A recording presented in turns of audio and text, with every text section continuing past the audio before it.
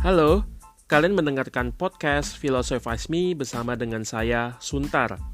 Episode lepas kali ini, kita akan lanjut membahas tentang film dan filsafat. Tema kali ini adalah pembahasan film Inside Out. Hati-hati, spoiler alert ya. Let's go! Sebelum kita membahas tentang film Inside Out, kita akan membahas sedikit tentang emosi. Tampaknya kebudayaan kita tidak memperlakukan emosi dengan cara yang sama. Ada emosi yang dianggap baik, dan ada emosi yang dianggap buruk atau negatif. Ambil contoh misalnya kesedihan. Waktu seseorang sedih, masalahnya ada di mana? Atau jangan-jangan kesedihan itu sendiri adalah suatu masalah. Grief, ratapan, itu membuat yang terang menjadi gelap, menghilangkan keceriaan terhadap apapun yang tersentuh olehnya. Saya pikir kita bisa dengan aman mengatakan bahwa tidak ada manusia di dunia ini yang tidak mengalami kesedihan. Apakah kesedihan itu suatu cacat? Jika tidak ada masalah di dalam dunia ini, bukankah manusia tidak mengalami kesedihan? Dalam filsafat modernisme, ada cara pikir dua pengkutupan. Misalnya ya, ada putih, lawannya adalah hitam. Baik, lawannya buruk. Cantik, lawannya jelek. Pintar, lawannya bodoh. Maka saat kita melihat senang sebagai sesuatu hal yang baik, maka kutub jeleknya dari senang adalah sedih. Jadi senang dilawankan dengan sedih.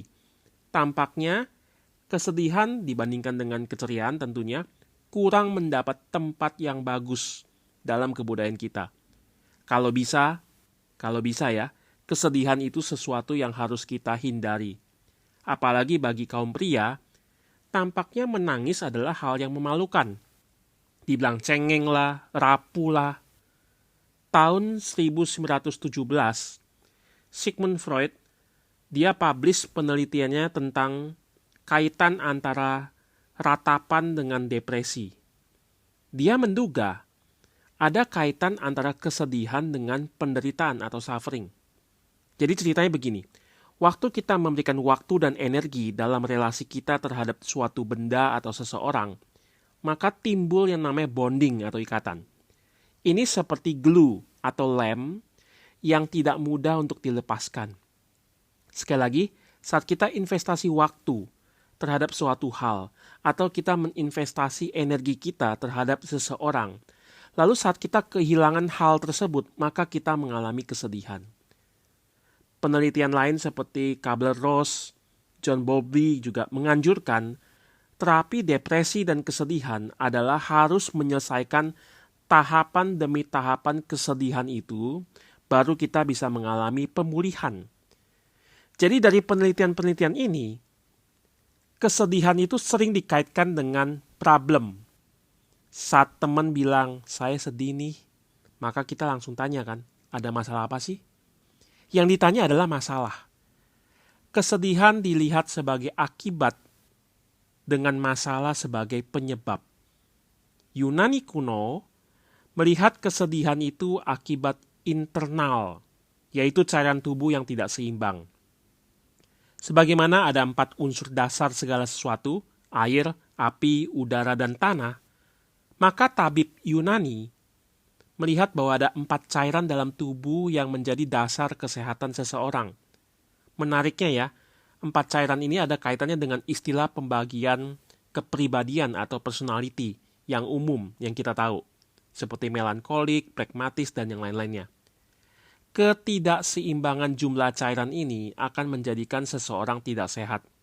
Salah satu ekspresinya adalah sedih. Sedih adalah ketidakseimbangan cairan, dan ini berkaitan dengan hal yang tidak sehat. Intinya, sedih adalah masalah yang harus diselesaikan.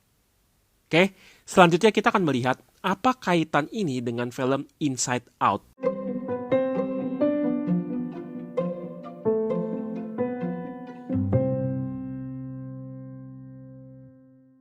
Sebelumnya saya sudah memberikan pengantar pandangan umum mengenai emosi, khususnya sadness atau kesedihan. Sekarang kita akan menelusuri film animasi yang menarik, yaitu Inside Out. Inside Out adalah film animasi produksi Disney Pixar, dirilis tahun 2015. Ini adalah film yang menggambarkan cara kerja otak secara internal yang muncul keluar di dalam bentuk ekspresi emosi. Film ini ketika dibuat berdasarkan konsultasi para ahli. Paul Ekman di dalam teori emosinya, dia menyatakan ada 7 macam emosi dasar. Dan di dalam film ini hanya diadaptasi 5 emosi. Inside Out ini juga memberikan sisi yang lain. Bukan keakuratan logika, tapi warna emosi di dalam kehidupan. Cerita ini dimulai dengan seorang anak gadis remaja berumur 11 tahun bernama Riley. Dia pindah ke San Francisco karena pekerjaan ayahnya yang berubah. Suasana baru, fase remaja, ini adalah situasi yang pas untuk melihat fluktuasi emosi yang terjadi. Nah, di dalam dirinya ada 5 macam emosi, digambarkan dengan tokoh-tokoh di dalam ruang kendali, yaitu tokoh joy, senang. Dia adalah tokoh riang yang berwarna kuning. Sadness, tokoh sedih, tokoh yang sangat lambat, susah untuk bergerak dan berwarna biru. Ada tokoh fear, takut, lalu kemudian ada disgust, jijik gitu ya. Lalu ada tokoh anger, kemarahan yang berwarna merah. Setiap momen di dalam kehidupan Riley akan menghasilkan bola-bola emosi sesuai dengan warna dari tokoh emosi tersebut. Ketika Riley istirahat, maka bola-bola tersebut akan dikirimkan ke tempat long-term memory, jadi penyimpanan memori jangka panjang. Cerita ini fokusnya bukan pada kehidupan Riley, tapi apa yang terjadi di dalam pikiran Riley ini. Dalam analisanya, channel Wisecrack menyatakan, di sini yang jadi musuh, tokoh antagonisnya di dalam film ini justru adalah si Joy. Menariknya begitu. Kita sekarang kan hidup di dalam masyarakat yang mengagungkan kesenangan. Senyum itu adalah hal yang menandakan hidup itu baik-baik saja. Bahkan di dalam pekerjaan yang terlalu stres, yang terlalu tegang, tempat kerja dibuat begitu menyenangkan. Ada perusahaan besar yang ada kafe, ada taman, lengkap dengan alat bermain, tempat tidur yang nyaman. Dan kita ini seperti dihipnotis bahwa apa yang kita kerjakan itu adalah menyenangkan. Kerja, sekolah, belajar itu harus fun bro. Saya nggak bilang ya kalau belajar itu nggak boleh menyenangkan. Saya nggak bilang seperti itu. Tentu saja kita perlu belajar menyenangi apa yang kita kerjakan. Tapi kita harus jujur. Sekali lagi, kita perlu jujur bahwa tidak semuanya menyenangkan. Masalah di dalam cerita film ini justru karena Joy terus mau memegang kendali. Joy berusaha membatasi emosi-emosi yang lain agar tidak mengambil peran di dalam perasaan Riley. Perasaan seperti marah, takut, sedih itu perlu didorong keluar dari kehidupan Riley. Perhatikan ya, saat sadness menyentuh bola memori Riley lalu menjadi berwarna biru. Dan saat itu kan mempengaruhi perasaan Riley jadi sedih. Lalu si Joy cepat-cepat mencegah itu lalu melarang sadness untuk menyentuh bola memori. Senang dan keceriaan harus terus dipertahankan. Perhatikan bahwa ketika film ini dimulai, itu dari sudut pandang si Joy. Joy yang memulai cerita di film ini. Lalu Joy yang begitu ceria, menari sana-sini, dan kamera seolah-olah fokus pada Joy sebagai tokoh utama. Perhatikan warna baju yang dipakai Riley ketika dia senang. Dia memakai warna kuning seperti tokoh Joy yang berwarna kuning.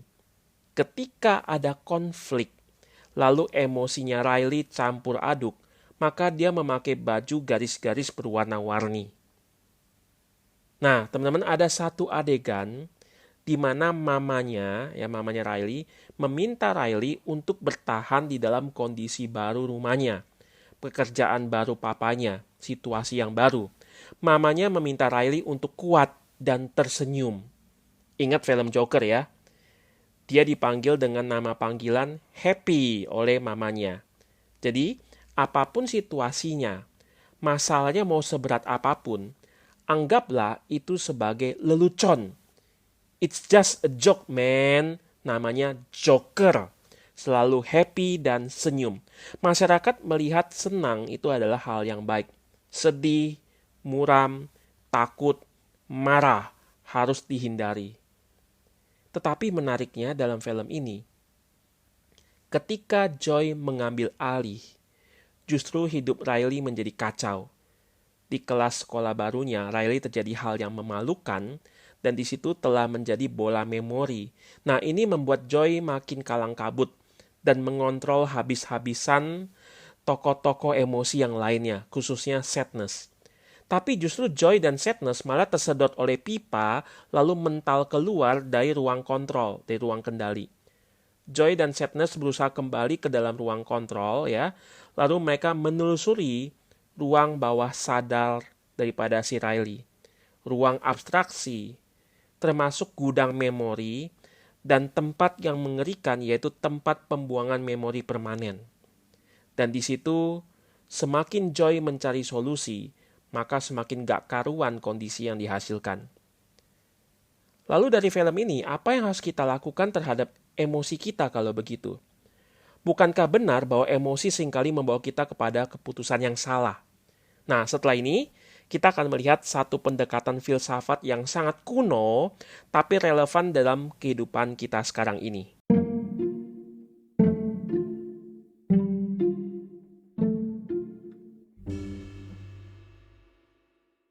Ada filsafat Yunani kuno yang memberikan insight terhadap cara hidup kita, khususnya dalam menangani emosi negatif. Henry Manampiring, dia membagi pengalamannya dalam perjumpaannya dengan filsafat Stoa di dalam bukunya berjudul Filsafat Teras. Nah, beliau sharing bahwa dia mengalami semacam depresi, dan kita tahu ya di dalam masyarakat ada label negatif terhadap depresi. Ya antara dibilang gila lah, dibilang gak waras, padahal kan gak seperti itu gitu ya. Lalu akhirnya dia mencoba pengobatan dan ternyata berhasil. Jadi ada pengaruh antara reaksi kimia di tubuh dengan depresi. Depresi bukan hanya masalah penyakit jiwa yang ngawang-ngawang, tapi bisa ada kaitannya dengan metabolisme tubuh. Tapi tentu saja ya, konsumsi obat tidak bisa dilakukan selamanya. Lalu di situ Henry mau mencoba menemukan jalan keluarnya selain konsumsi obat ya. Lalu di situ dia menemukan filsafat Stoa. Dan saat dia mencoba menerapkan filsafat ini, kehidupan emosionalnya dikatakan berangsur-angsur pulih. Nah, di dalam filsafat Stoa itu dikatakan ada hal-hal yang tidak bisa kita kontrol. Ini sudah given di dalam hidup kita. Kita hanya bisa terima saja. Kita lahir di mana, siapa orang tua kita, sebagai suku apa, ini semua kita nggak bisa pilih. Bahkan lebih jauh lagi, kita nggak bisa kontrol situasi di luar kita. Apa yang orang lain katakan kepada kita, pendapat di Facebook, makian atau hinaan orang lain, hoaks, kondisi ekonomi dunia, dan seterusnya. Maka yang kita manage adalah hal-hal yang bisa kita kontrol, yaitu opini kita sendiri terhadap situasi. Jadi persepsi kita terhadap suatu masalah inilah yang menentukan respon kita. Nah, sekarang kalau kita perhatikan ya, kita kan hidup dalam dunia yang sudah diarahkan seolah-olah ya, dunia yang tidak bebas nilai. Misalnya kalau di dalam penelitian ya, waktu kita bikin survei statistik, itu biasanya kan kita merancang kuesioner kan, ada pertanyaan, ada pilihan jawaban. Misalnya ya, ada pertanyaan, menurut kamu adakah hubungan antara karakter seseorang dengan gaya belajar? Lalu di dalam pilihan jawabannya, misalnya pilihan pertama adalah sangat tidak berhubungan. Pilihan kedua, tidak berhubungan. Pilihan ketiga, biasa saja. Pilihan keempat, berhubungan. Pilihan kelima, sangat berhubungan. Nah, ini ada 5 pilihan ya. Nah, kalau misalkan saya ganti, ada gak sih perbedaannya kalau saya merancang cuma 4 pilihan saja? Misalnya ya, 4 pilihan itu cuman sangat tidak berhubungan, berhubungan, dan sangat berhubungan. Jadi pilihan yang di tengah itu, pilihan biasa-biasa itu saya hilangkan. Apakah ada perbedaan? Jelas beda sekali gitu ya.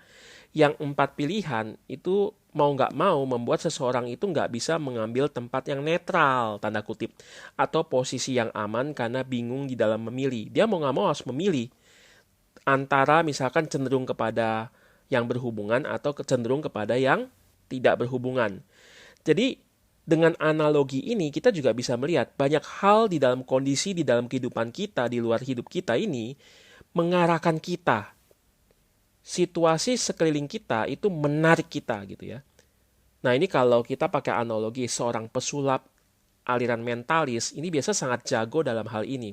Setiap kalimat yang dikatakan oleh mentalis, gestur tubuhnya ya itu membuat si lawan bicaranya itu untuk mengerjakan sesuatu yang diinginkan oleh si mentalis tersebut. Jadi ada pengarahan, ada tarikan gitu ya. Apalagi kalau sekarang kita melihat ya situasi seperti ini, ditambah dengan banyaknya informasi dan hoaks yang masuk ke dalam media sosial. Ini membuat kita makin khawatir karena kita makin merasa nggak bisa kontrol gitu ya.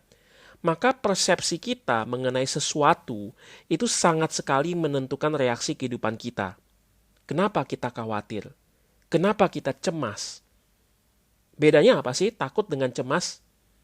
Kecemasan itu biasa objeknya nggak jelas. Kalau takut itu biasanya objeknya jelas. Misalnya takut jatuh, takut nggak lulus ujian. Tapi kalau nggak jelas objeknya, maka ini kita mengalami fase yang namanya kecemasan. Kecemasan yang berlarut-larut itu bisa memasuki tahap yang dinamakan depresi. Dalam film Frozen yang kedua, Olaf ya, si boneka salju, dia khawatir karena dia merasa tidak ada yang kekal. Lalu Olaf ini mau seperti Anna. Karena dia melihat ya, Anna yang begitu dewasa itu kok kayak tidak terlalu khawatir. Dan dia mengambil kesimpulan, makin dewasa, maka orang itu makin tidak khawatir. Jadi ketika Olaf itu nyanyi dalam film Frozen ini ya, ada kalimat yang mengatakan, akan ada jawaban nantinya saat dewasa. Makin masuk akal. Kekhawatiran akan hilang. Jadi filsafat Stoa ini seperti di dalam cerita Olaf itu mengontrol kekhawatiran ini dengan rasio atau akal budi. Kita mungkin dapat kesan ya kalau filsafat Stoa ini kok kayaknya emotionless. Ada istilah, stoik banget sih lu gitu ya. Seolah-olah orang itu tidak ada emosi. Dan ini salah kaprah. Ingat bahwa Stoa ya, filsafat ini adalah filsafat Yunani 2400 tahun yang lalu. Pandangan ini belum memisah-misahkan dengan ekstrim antara akal budi dengan emosi.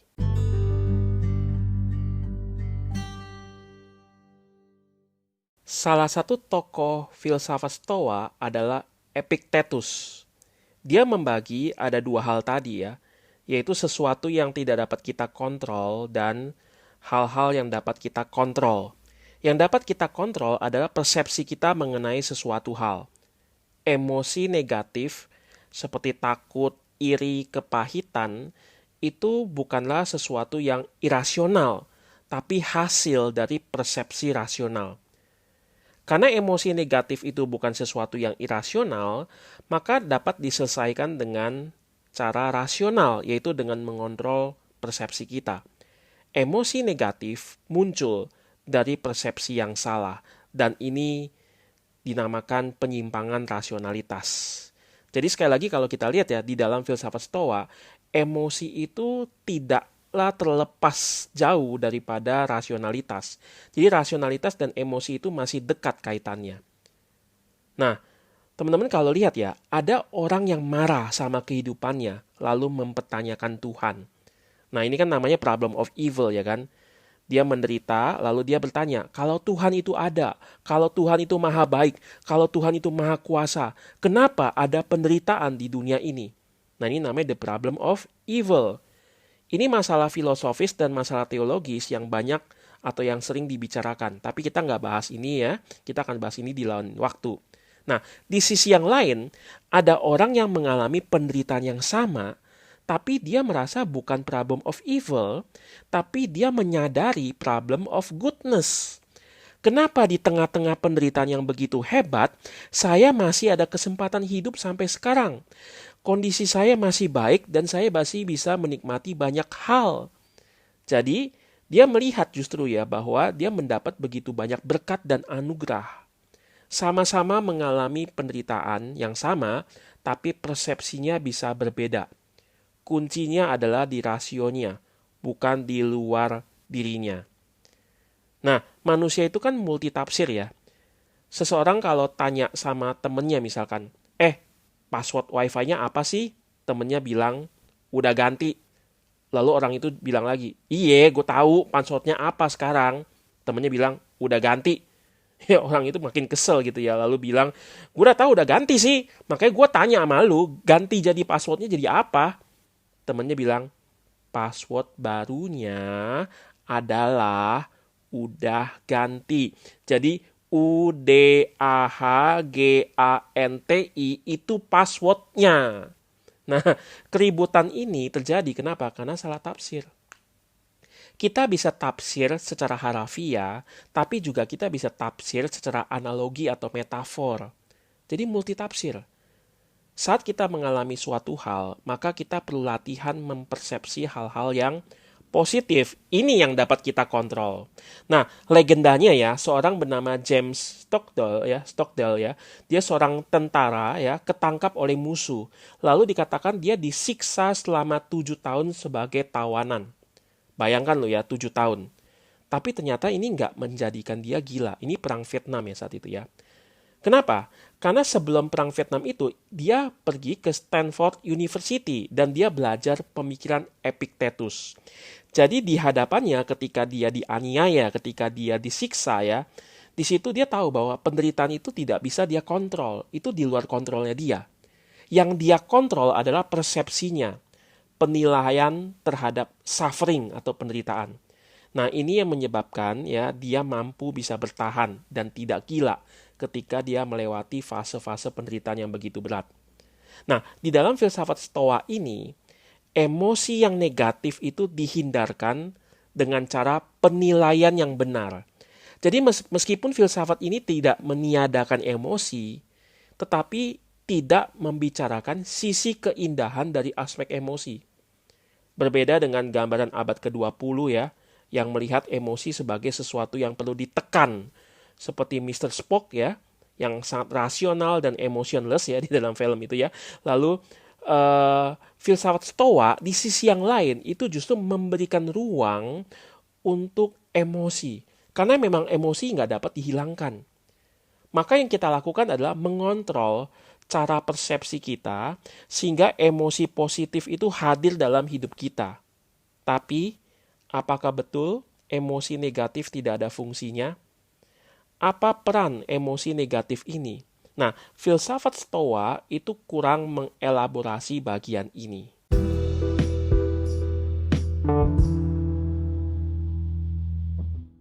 Kita sudah bahas bahwa filsafat Stoa mendisiplin cara pikir kita dalam mempersepsi sesuatu.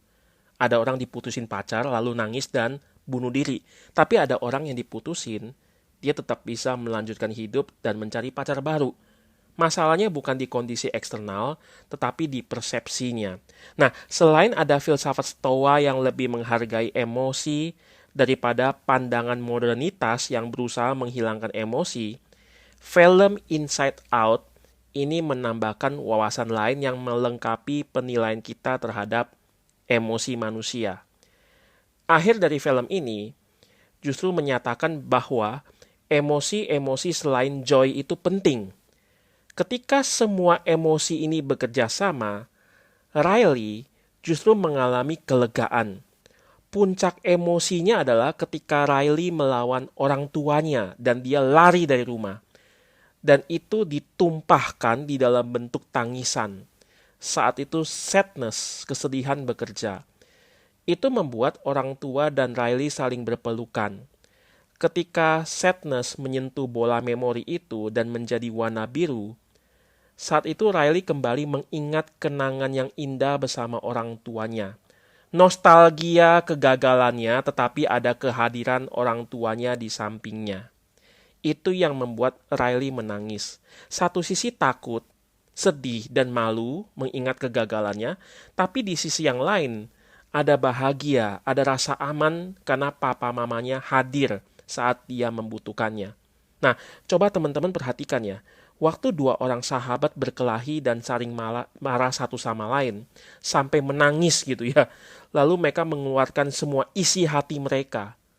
Dan ketika mereka berdamai, lalu berpelukan gitu ya. Bukankah relasi mereka itu makin erat saat dua orang sahabat berkelahi, mengeluarkan isi hati mereka. Yang satu bilang misal, gua nggak nyangka ya lu cuma pura-pura baik aja sama gua. Lalu temennya bilang, lu pikir siapa yang pura-pura baik? Lu pikir apa yang gua lakukan itu buat lu bukan hal yang baik? Lalu mereka nangis gitu ya. Lu nggak ngerti perasaan gua. Lalu mereka ribut. Lalu semua apa yang unek-unek di dalam hati mereka yang selama ini tidak dikeluarkan itu keluar. Yang terjadi apa? Tembok-tembok pembenaran diri itu terkoyak. Jarak yang selama ini dijaga agar tidak ada luka, sekarang jarak itu mulai menghilang, mulai berkurang, dan menampakkan luka masing-masing. Ketika dinding penampilan yang kelihatannya baik itu mulai retak, lalu kerapuhan mulai muncul saat itu. Saat itu yang ada hanya tinggal penerimaan. Bukankah indah ya? Justru saat kita tidak menutupi kerapuhan kita, tapi tetap diterima oleh orang lain. Itulah yang disebut persahabatan. Apa bedanya antara home dengan house? Sama-sama artinya adalah rumah, tapi home itu adalah lebih kepada keluarga, tempat di mana kita diterima.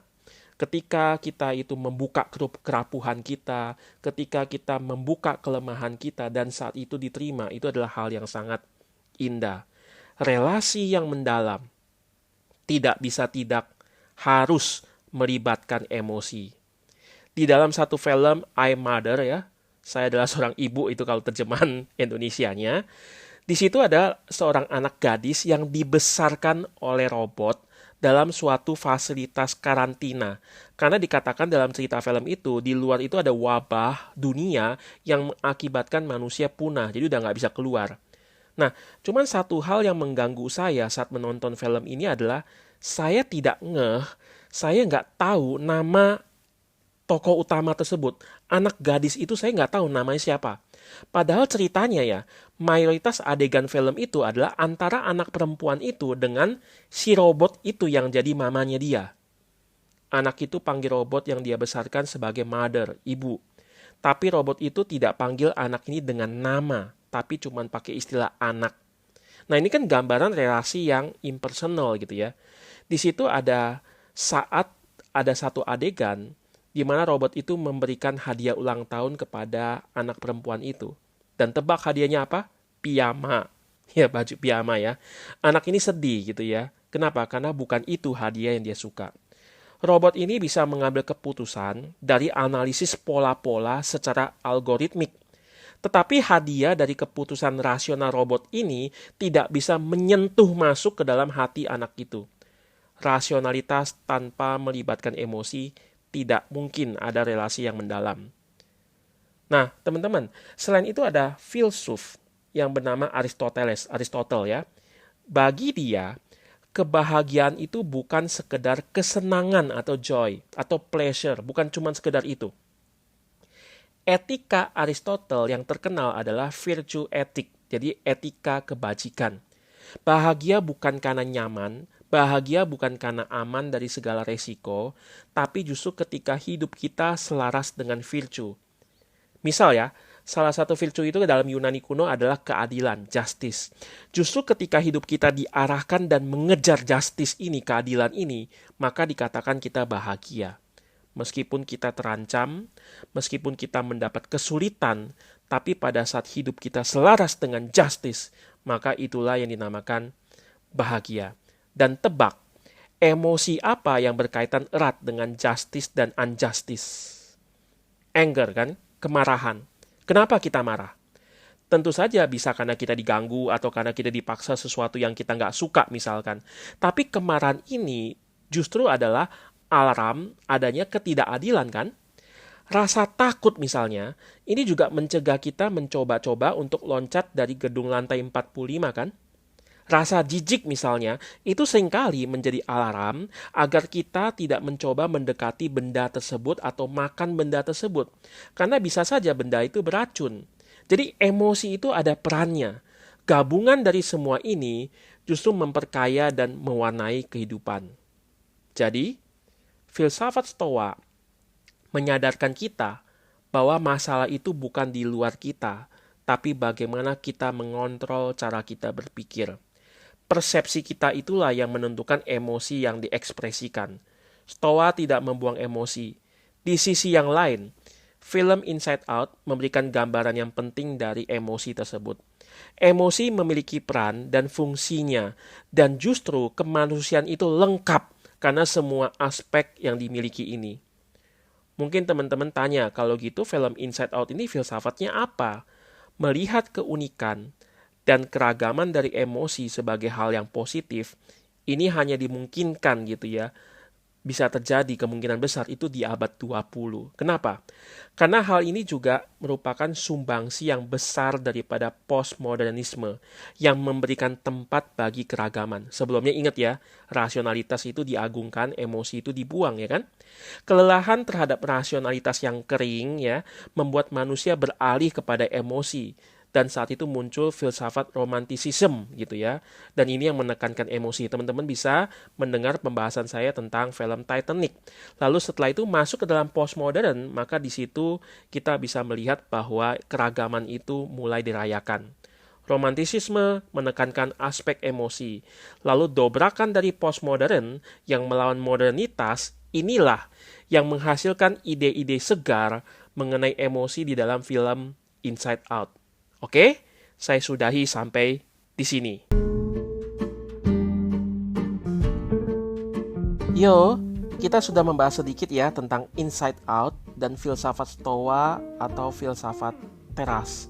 Kedepannya kita juga akan membahas film-film lainnya juga.